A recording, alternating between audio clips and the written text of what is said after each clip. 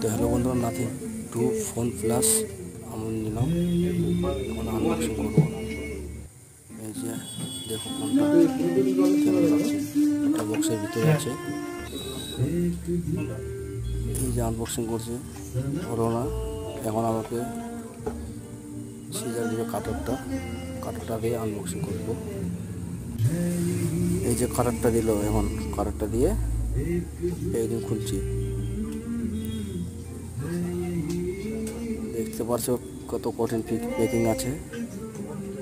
আশা করছি প্যাকিংটা খুব হেভি। আগে আমি কভারটাকে ছিঁড়ে দিলাম। তো আমরা এখন দেখছো ফোনটা দেখলাচ্ছি,